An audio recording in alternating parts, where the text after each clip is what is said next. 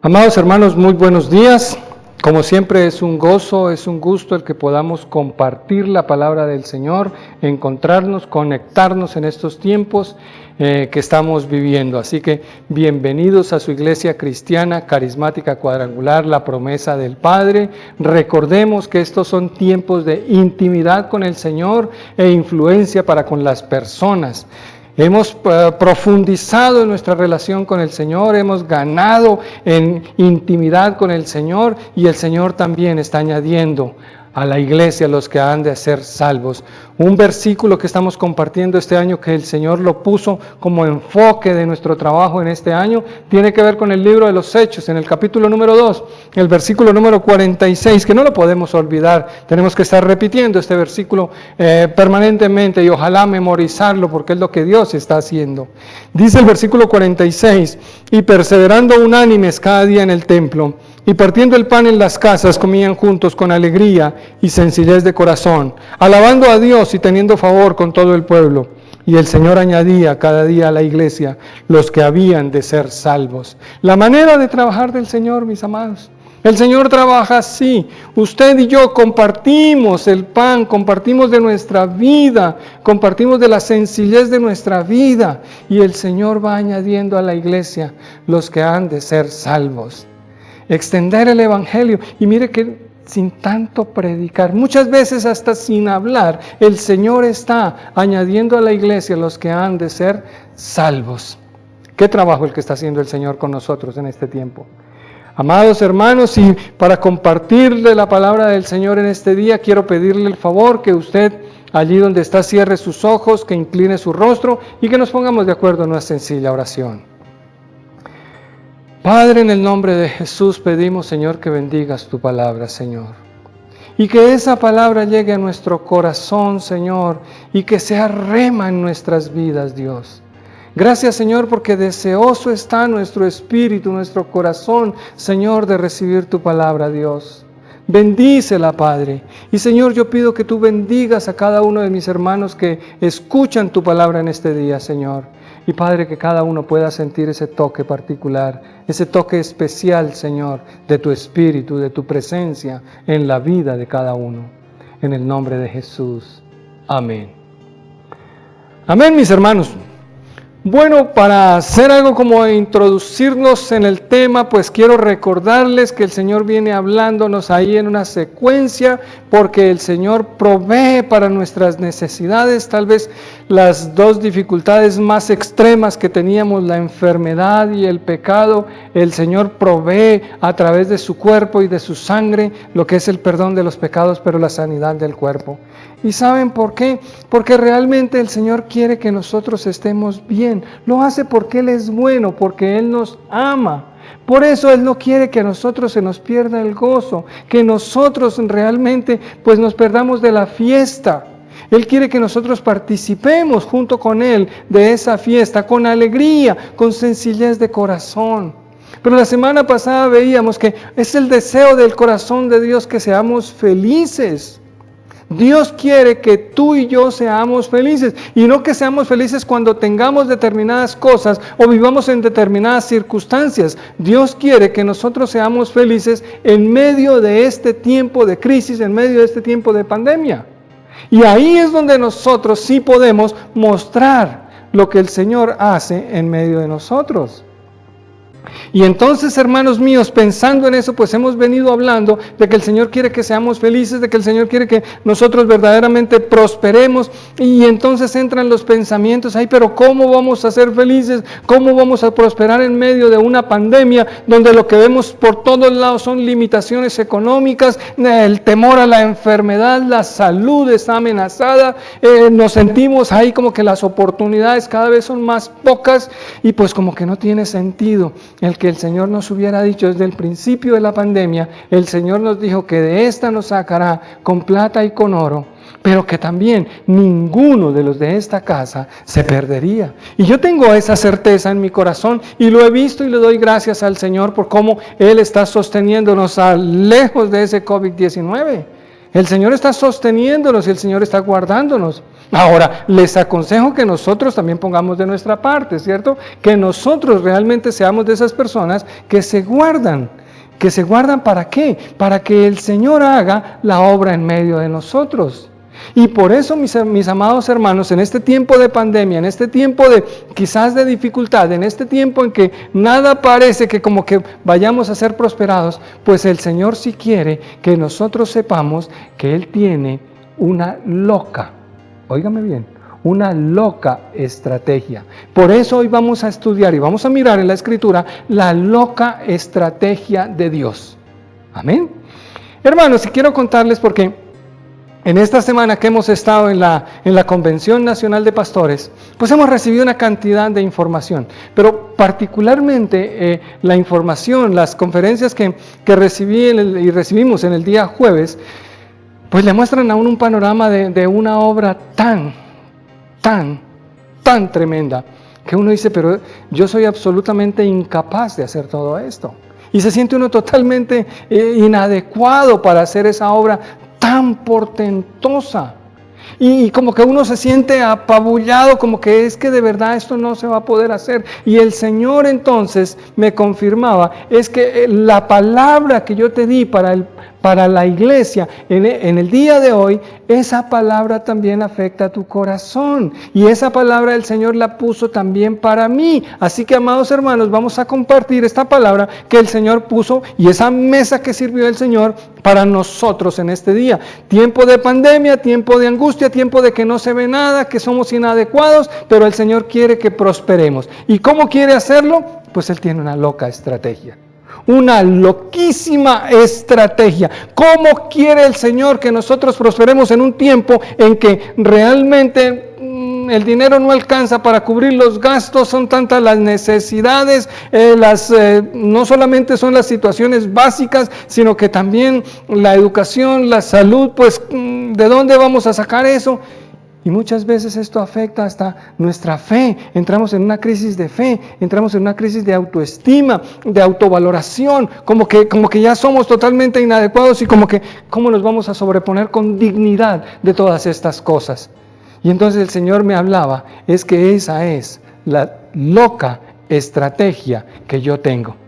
El Señor tiene su manera y entonces para eso el Señor me regaló un versículo que está en el libro de los Jueces. El versículo es el número 31, el versículo 31 del capítulo número 3 del libro de los Jueces. Allí dice la Escritura, dice de esta manera: después de él fue Sangar, hijo de Anat, el cual mató a 600 hombres de los filisteos con una aguijada de bueyes, y él también salvó a Israel. Interesante versículo, estuve mirando, de Sangar no se habla más en la Escritura. Un versículo. A lo sumo hay 2 versículos que mencionan a Sangar, pero este Sangar es nuestro ejemplo para ver esa loca estrategia en que el Señor nos quiere enseñar en este día, a través de Sangar. Y entonces quiero que usted lea con detenimiento este versículo, que usted le preste mucha atención porque hay poder en la palabra del Señor. Dice, después de él fue Sangar, es decir, después de Ahot, el anterior juez de Israel. A la larga, Sangar es como el tercero, después de él vino Débora, pero ahí en medio de los dos hay un solo versículo que nos habla de este Sangar. Y dice que él fue hijo de Anat. No habla más de Sangar, no muestra su trayectoria, su trascendencia, solamente que él se llamaba Sangar y que era hijo de Anat. Pero registra la Escritura, el cual mató a 600 hombres de los filisteos con una aguijada de bueyes.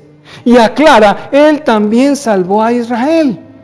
Ahora, si usted le presta un poquito de atención a este pasaje de la Escritura, de pronto usted esté de acuerdo conmigo, oiga, ¿no sería más fácil si este hombre pues hubiera tenido alguna otra herramienta que una aguijada de bueyes? De pronto, oiga, dice aquí la Escritura, también salvó a Israel. Y entonces uno piensa, pero ¿acaso Sangar era un tremendo superhombre? Porque de lo que sabemos, de lo que podemos concluir ahí de Sangar, es que Sangar era un labrador, era un campesino. Era un campesino que estaba arando y por eso él tenía una aguijada de bueyes, es decir, él tenía una vara larga con una punta metálica con la que pullaban a los bueyes para que caminaran por donde deberían hacerlo, para poder trabajar con esto. Era un campesino. Y lo único que tiene en sus manos realmente es una aguijada, pero la Escritura dice claramente que él salvó también a Israel. Él era dueño quizás de una pequeña parcela y era allí donde él estaba. Ahí fue donde él libró su batalla, ahí fue donde él la ganó. Y quizás contra todo pronóstico, terminó ganando la batalla. Y es que uno puede ver a lo largo de la Escritura la loca estrategia de Dios. Es que Dios no es con fuerza, no es con sabiduría, no es con inteligencia, hermanos míos, no es con poder, es con el Santo Espíritu de Dios. Es la loca estrategia de Dios. A veces confiamos más en caballos y en carretas, pero bienaventurados los que confían en el Señor.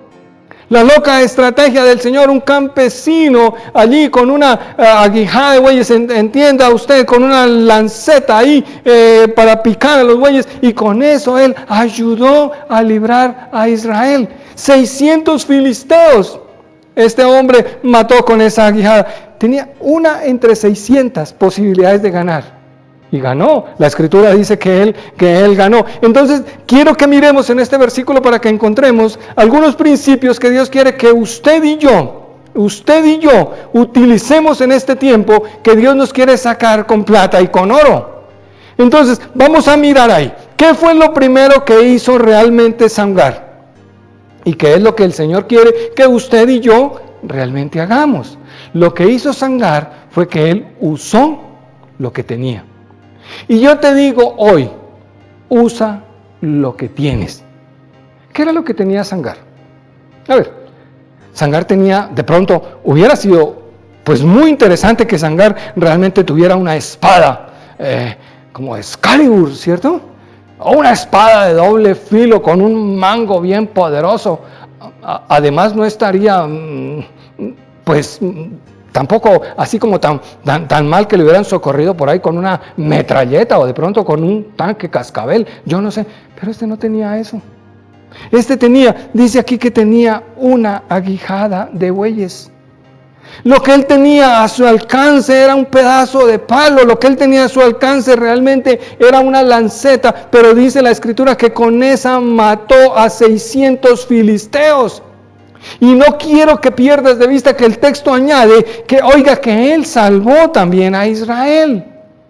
Y es que esto me hace recordar de una cantidad de veces que en la Biblia está este principio que yo quiero que tú en este tiempo incluyas dentro de tu manera de manejar los asuntos.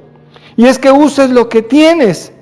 Usa lo que tienes. Es un principio en la Escritura muchas veces registrado y con ello la loca estrategia de Dios va para adelante. Mira, hermano, miremos en los versículos de la Biblia. Libro de Éxodo, capítulo número 4, la historia de Moisés, el más grande libertador, ¿cierto? Es el libertador humano que sacó allí con la ayuda de Dios, sacó a Israel de tierra de esclavitud. Dice el capítulo número 4, versículo número 1, dice: entonces Moisés respondió diciendo: he aquí que ellos no me creerán. No oirán mi voz, porque dirán: no te ha aparecido Jehová. Y Jehová le dijo: ¿qué es lo que tienes en tu mano? Y él respondió: una vara. ¡Qué coincidencia!, ¿no?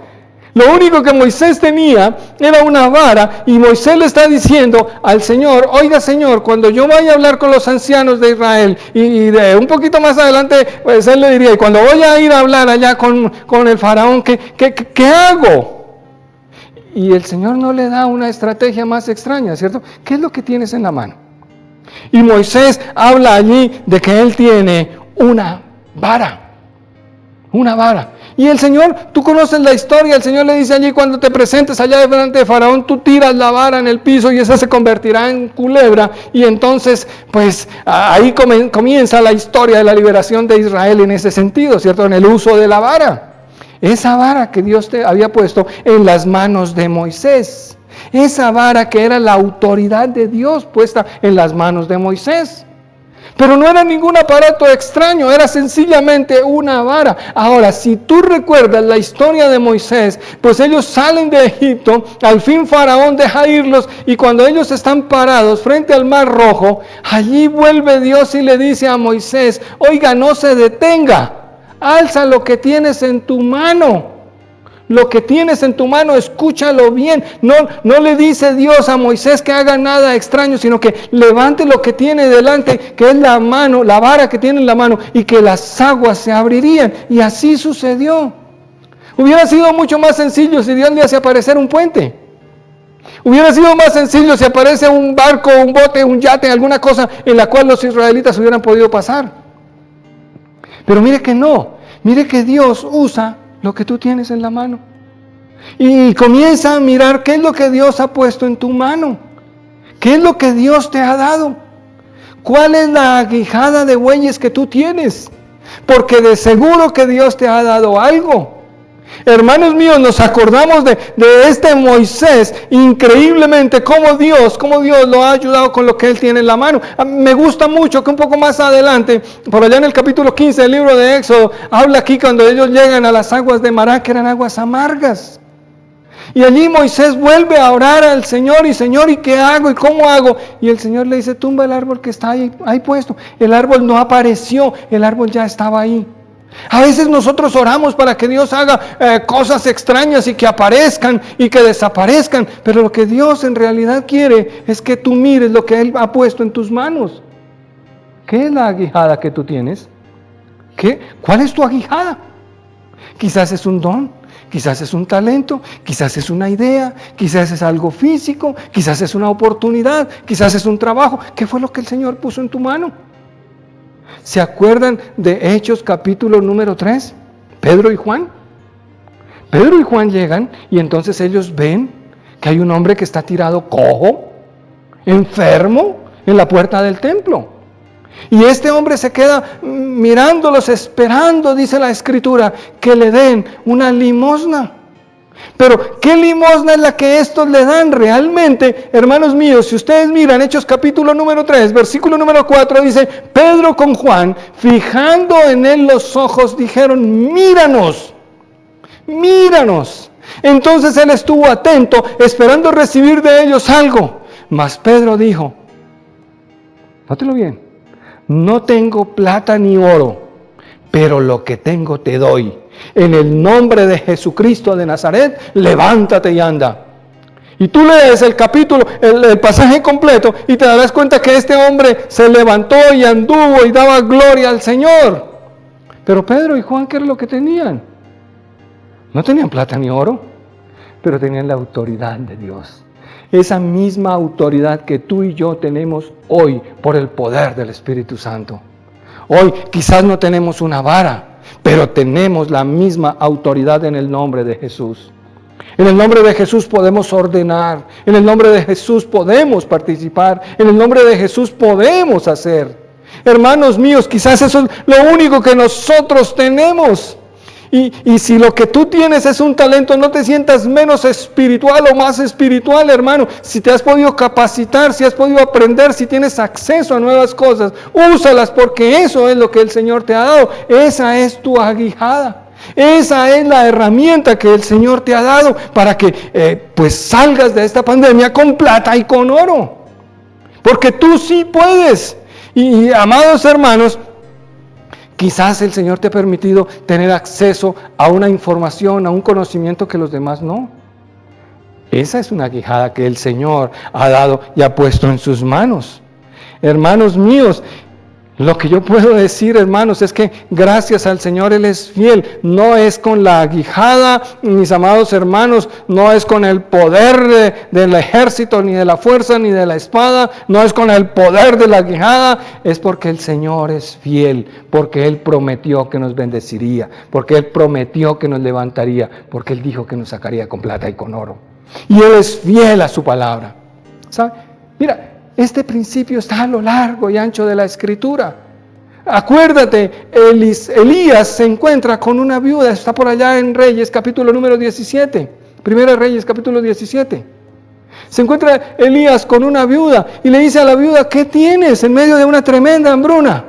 En medio de una pestilencia tremenda. Esta mujer dice, lo único que tengo es un poquito de harina y un cunchito de aceite.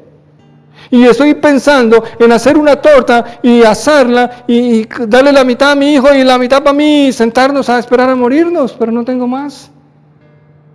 Y Elías, Dios a través de Elías le dijo, hazlo así, pero dame la torta primero a mí, ¿cierto? Y esta mujer obedece. Y la Escritura dice que la harina no faltó, el aceite no faltó. Porque no es, hermano, los recursos, es la fidelidad de Dios en su amor por nosotros. Amados, si caminas un poquito para adelante en el libro de Segunda de Reyes, en capítulo número 4, encontrarás el caso de la viuda y Eliseo. Y esta viuda estaba ya a punto de hasta que se llevaran a sus hijos ahí, pues como esclavos, porque su esposo los había dejado endeudados. Cosa que no es tan rara, ¿verdad? Pero mis amados, allí esta viuda, Eliseo le pregunta, ¿qué tienes en casa? Y ella dice, no, yo lo único que tengo es ahí un poquito de aceite que me queda, en una vasijita. No es lo que tengas, es la fidelidad de Dios. Dios a través de Eliseo le dice a esta viuda, pide prestadas vasijas y le advierte, no pocas, no pocas. Y si miras la historia allí te darás cuenta que esa mujer pidió vasijas prestadas y que ella iba llenando y llenando vasijas y llenando vasijas y eso se detuvo cuando no hubo más vasijas que llenar. Y no es el aceite y no es la vasija y no es la harina, hermanos míos, es la fidelidad de Dios. Ese es el principio que yo quiero que tú registres en tu corazón en este día. Es la fidelidad de Dios que prometió sostenernos en medio de esta pandemia y sacarnos con plata y con oro. Usa lo que tú tienes, mi amado. Un niño por allá, cuando Jesús estaba predicando, hermano, él le envió a los discípulos para que averiguaran a ver qué tenían para darle alimentación a 20,000 personas. Y encontraron que había un niño con unos panecitos y unos pececitos. Ellos mismos dijeron, ¿qué es esto? Esto no alcanza. Pero en las manos de Dios, yo te pido que hoy lo poco que tú tienes lo pongas en las manos de Dios. Ofrécelos al Señor. Bendice esa aguijada que el Señor te ha dado. Bendícela. Ponla en las manos del Señor y te aseguro que será suficiente para tu dificultad. Y no solamente económica, mi amado hermano, sino todo tipo de dificultad. Dios ha dado algo, una semilla pequeña quizás. Pero hermanos míos, eso es lo que el Señor necesita, que tú pongas en las manos de Él para que de ahí salga una tremenda cosecha. Todo será a partir de que tú uses lo que tienes en tu mano. Usa lo que tienes. Número dos, pues el segundo principio es que comiences donde estás. Comiences donde estás. Recuerda, ¿qué tal Sangar pensando, no, mira, yo hasta ahorita pues me entero de que están en la guerra y yo lo único que tengo aquí es una aguijada. ¿Yo cómo voy a hacer? ¿Por dónde voy a empezar?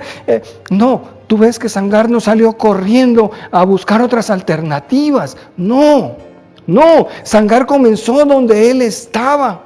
En el momento de la crisis donde él estaba, lo convirtió en el campo de batalla.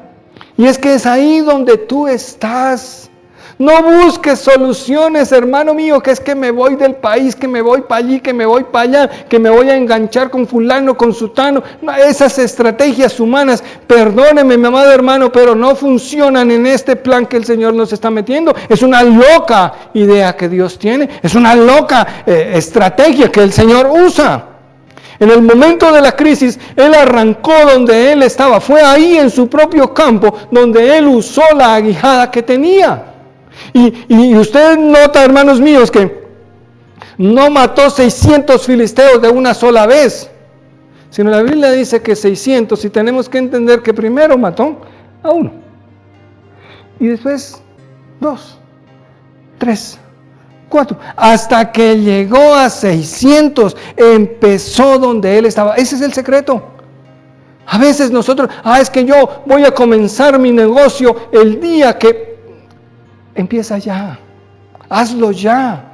Determina comenzar ya. Hazlo. Y no va a ser todo de un solo golpe. No va a ser, todo tiene que ver un proceso donde podamos ver cómo Dios va haciendo.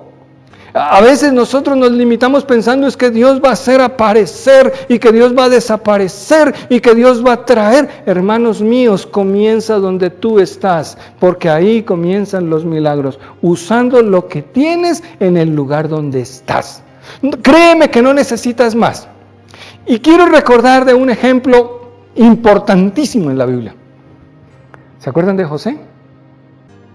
Josecito tuvo unos sueños de ser grande, de prosperar. Pero ¿qué pasa? Sus hermanitos lo vendieron.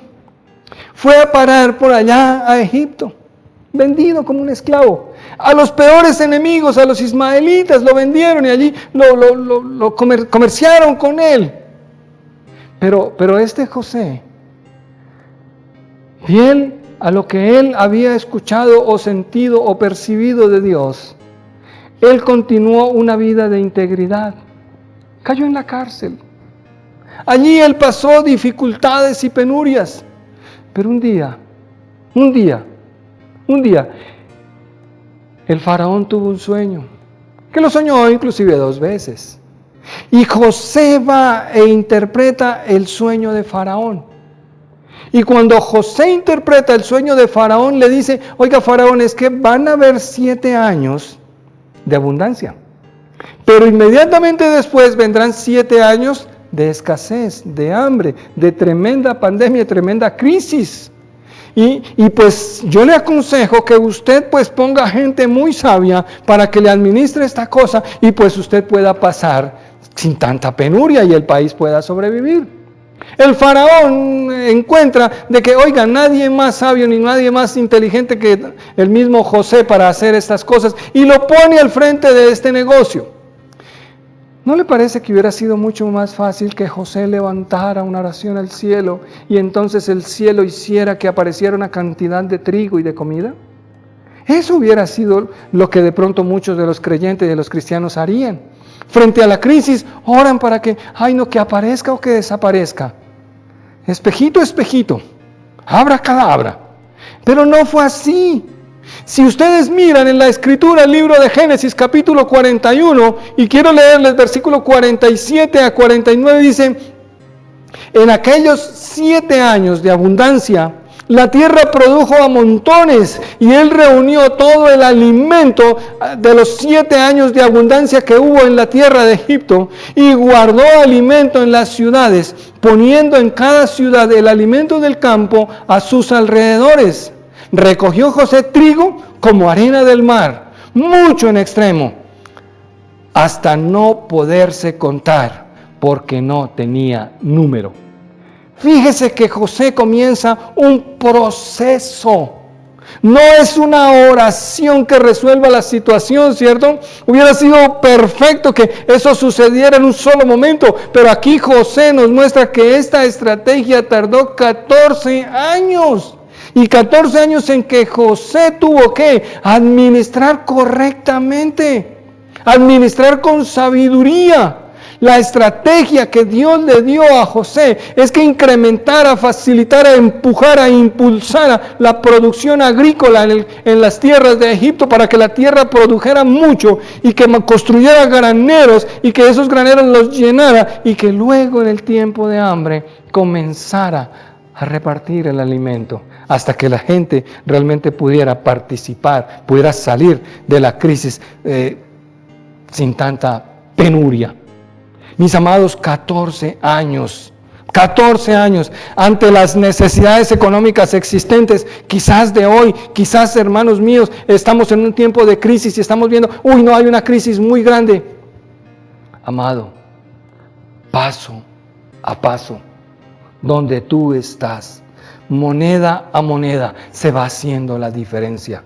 Se va haciendo la diferencia. Es que permitamos que Dios obre en medio de nosotros, que Dios pone a nuestro alcance alguna aguijada que no entendemos, que no sabemos, pero Él la pone en nuestras manos porque eso es lo que Él quiere que nosotros usemos en el lugar donde estamos. Ahí es donde Dios quiere ver. Ahí es donde Dios quiere vernos realmente. Tener fe, creer en Él. Y créanme, mis hermanos, en este día, no se trata de hacer una oración para que Dios nos enriquezca. Se trata de que Dios nos da una sencilla estrategia en el lugar donde estamos y grano a grano la gallinita llena su buche. Es trabajandito, despacito, es con mucho esfuerzo, es con mucho sacrificio, pero Dios está haciendo su obra. Mis amados, es la loca estrategia de Dios. No menosprecies las cosas pequeñas, no las menosprecies. Hermanos míos, a veces nosotros estamos esperando arrancar en un negocio cuando todas las circunstancias se den, cuando tengamos toda la capacitación, cuando tengamos todo a nuestro favor. Ese no es el plan de Dios. El plan de Dios es en la humildad de tu corazón, en la sencillez de tu corazón, con lo poco que el Señor te ha dado, con fidelidad, empieza donde estás. Él hará el resto. Dice la Escritura en el libro de Eclesiastés, el capítulo número 11, el versículo número 4, dice: el que al viento observa no sembrará, y el que mira a las nubes no segará. A veces, hermanos míos, estamos esperando que pasen tantas cosas. Y hermanos, pensamos y hacemos planes y tantos planes que hacemos y tantas estrategias humanas brillantes que realmente no sirven para nada. Ninguna solución trae eso. Ahora, sí quiero decirles a algunos de mis hermanos que conozco. Hermanos míos, tenemos que hacer una tremenda diferencia entre lo que es un deseo y lo que es una decisión. Porque es que a veces tenemos unos deseos de prosperar, pero no tomamos la decisión de trabajar. A veces tenemos unos deseos de estudiar la Biblia, pero no comenzamos. A veces tenemos unos deseos de hacer una cantidad de empresas, pero no empezamos. Y estamos ahí mirando a las nubes y la Biblia dice claramente que el que observa el viento pues no sembrará, y el que observa las nubes pues no segará. Hermanos míos, eso de dejar tanto plan, tanta cosa, y más bien dedicarnos a hacer en el lugar donde estamos. Porque ¿sabe qué? En mi Biblia dice que Dios bendice las manos del hombre diligente, del hombre que trabaja, del hombre que se esfuerza. Dios la bendice. Entonces no importa, mi amado hermano, que sea el negocio, cuál sea, de qué manera sea, Dios bendecirá eso. Recuerdo a una señora que conocí en Ibagué. Esa señora pasó por una crisis tremenda. Ella era la que proveía el alimento para su familia y fue despedida del lugar donde ella trabajaba. ¿Y saben qué hizo esa señora? Vivía en un arriendo. Y esta señora sacó un bracerito y hacía arepas en la puerta de donde ella vivía. Un bracerito. Y recuerdo tanto porque esta señora era con un secador de cabello que le echaba aire al brasero para que avivar las brasas ahí y asar las arepas un poco más rápido. Quiero decirles, hermano, que por lo menos en unos 3 o 4, tal vez 4 años, esta señora con ese bracerito compró la casa donde vivía. ¿Y sabe qué? No solamente la compró, sino que la tumbó y construyó un edificio de 4 pisos que todavía está allá en Ibagué. Hermanos míos, es que no es por el tamaño, no es por la gran idea, no es por la flamante idea, es por la diligencia, por la fidelidad, es porque Dios dijo que lo hacía. Entonces, hermano, no esté esperando las tremendas ideas, sino comience donde está. ¿Quieres alcanzar al mundo para Cristo? Comienza a estudiar la Biblia. Comienza a capacitarte. Comienza a hacerlo, pero que tu trabajo se note. El Señor bendecirá esos esfuerzos tuyos, esos sacrificios. Usa lo que tienes, comienza donde estás. Número 3 es que, mira, Dios no está esperando que tú lo hagas todo. No, Dios no quiere eso. Dios no está interesado. Y eso me ministró porque yo estaba pensando en estos días recibiendo esa capacitación. ¿Cómo voy a hacer tanta cosa, tanta sabiduría, tanto conocimiento? Y yo bien torpecito, con mis cuentas pendientes con la primaria. ¿Yo qué hago? ¿Cómo voy a alcanzar yo el mundo? ¿Sabe qué puso el Señor en mi corazón? No, yo no quiero que lo hagas todo. Yo quiero que hagas lo que puedas. Y ¿sabe que ese ha sido un pensamiento muy antiguo en mi corazón? El día que yo me muera quisiera que en mi lápida ahí me escribieran: aquí yace el cuerpo o el cadáver de un hombre que hizo lo que pudo. Es que Dios no está esperando que lo hagamos todo, pero Dios sí está esperando que nosotros hagamos lo que podemos. Y hay muchas cosas que nosotros sí podemos. Sangar no estaba tratando de matarlos a todos, pero alcanzó a 600. Mire, ahí si usted lee en la Biblia, hermanos míos, ahí en Jueces, capítulo número 3, ahora lea el versículo número 29, dice la Escritura, mi amado hermano, y en aquel tiempo mataron de los moabitas como 10,000 hombres, todos valientes y todos hombres de guerra, y no escapó ninguno. Bueno, tú quizás puedes decir: no, pero Sangar no mató sino a 600. Yo quiero que lo pienses otra vez. 600. No mató a los 10,000. Mató 600. Pero recuerda que él también liberó. Él también ayudó a libertar a Israel. Él ayudó. Y pueda que tú, hermanos míos, no puedas resolver la crisis de este país, pero puedes ayudar a tu familia. Pero puedes conseguir que tu hijo vaya a la universidad. Pero puedes resolver la situación transitoria que estamos viviendo. No pretendas y no pretendo hacerlo todo, pero sí que hagamos lo que podemos. Haz lo que puedas. Y quizás podamos decir: no, pero es que este no hizo sino un poquito. Pero eso era lo que podía. Dios no está esperando que tú ni yo hagamos todo. No, solamente Él quiere que hagamos lo que nosotros verdaderamente podemos. Y yo creo que por eso es que la Biblia dice: y este ayudó a liberar a Israel. Este ayudó a salvar a Israel. Con lo que Él pudo, Él actuó para ser parte de este paquete. Dios no está esperando que tú y yo salvemos al mundo, pero sí podemos salvar la familia. Pero sí podemos hablarle a ese hermanito, a esa persona por allá que como que tiene la vida embolatada. Quizás no salvemos a 10,000, pero quizás a 2. Y si eso es lo que nosotros podemos hacer, pues oiga, eso nos alcanza. ¿Se acuerdan de la mujer que les comentaba? Quizás ella no tenía un almacén éxito, pero hermano, tenía un brasero. Y ella hizo lo que podía. Y con eso ayudó a su familia. Y quizás uno puede ver: no, es que esto que yo estoy haciendo como que no reditúa sino puras moneditas. Oiga, pero esas moneditas ayudan. Haz lo que tú puedas. Haz lo que esté al alcance hacer. Lo cierto es que no sea poco lo que uno puede aportar. Oiga, así sea de a poquito, eso ayuda. El problema es que muchas veces nos dejamos guiar por un mundo materialista y ambicioso que los negocios importantes son los de grandes números. Quiero decirte una cosa: Dios no le come a los números. Dios no le come a los números. El éxito de una iglesia no está en la cantidad de miembros que tiene. La fuerza de un batallón no está en la cantidad de soldados que se sientan en el comedor. No, la fuerza está en aquellos que le creen a Dios y salen a la batalla. Ahí está la cosa. Haz tú lo que puedas. Quizás, hermanos míos, no alcancemos para salvar al mundo. Pero ese compañero de trabajo, pero ese vecino, pero esa señora que tiene tantas dificultades, quizás a esa sí. Quizás a esa sí. Quiero decirte una cosa, y está en la Escritura, mi amado hermano. A veces tenemos tantos sueños de tanta grandeza que comenzamos a menospreciar las cosas pequeñas.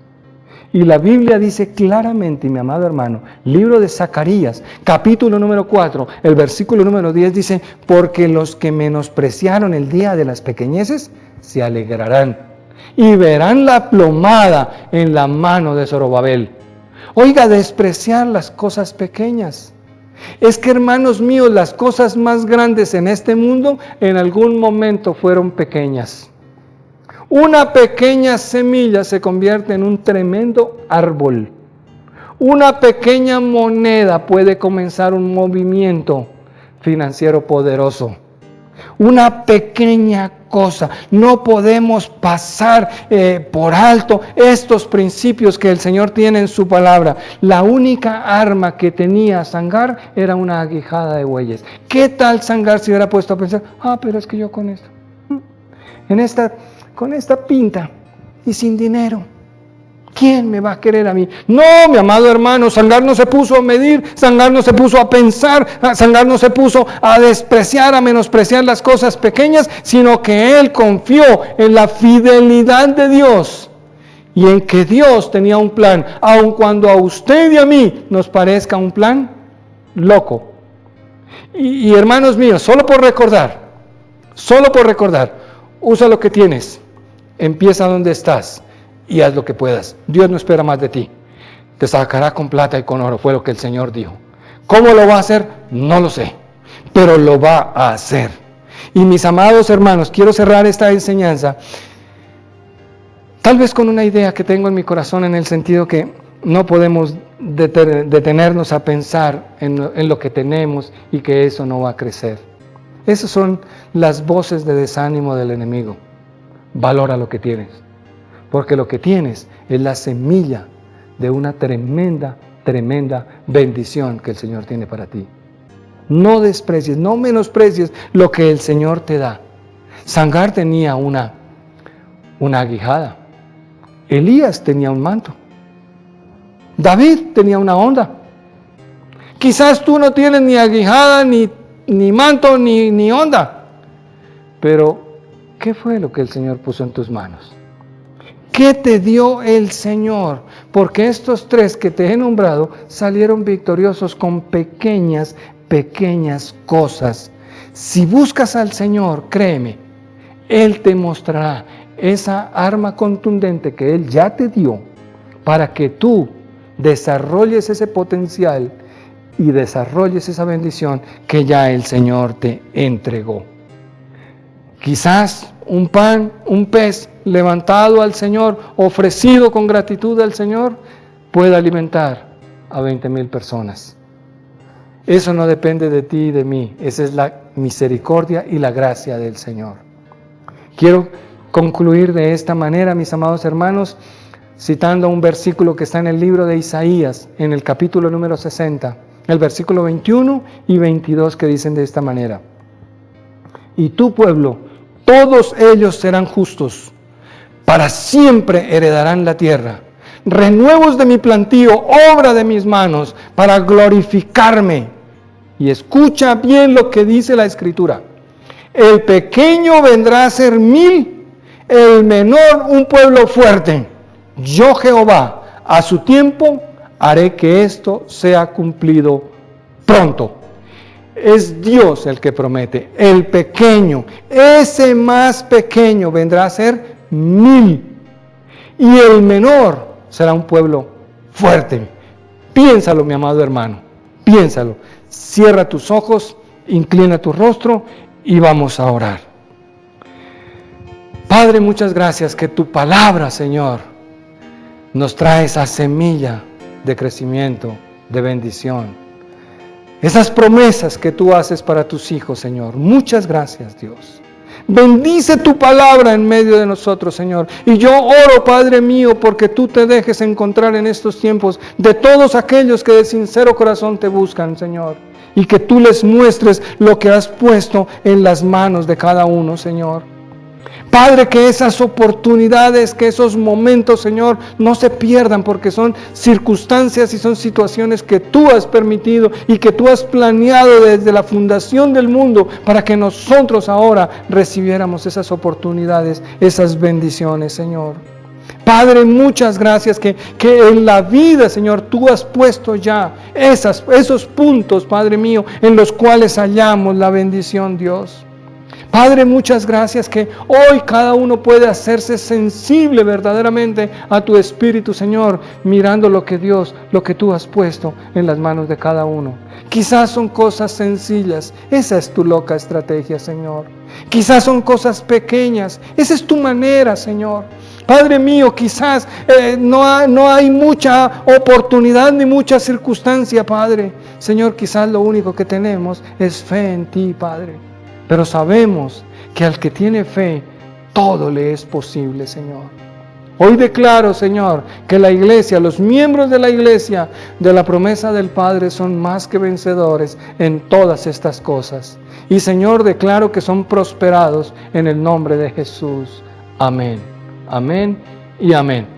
Hermanos, que el Señor les bendiga ricamente y nos vemos en la semana entrante. No olvide, hermano, compartir el video. Si la palabra llegó a tu corazón, compártelo y suscríbete y pincha ahí en la campanita para que te notifiquen cada vez que subimos un video.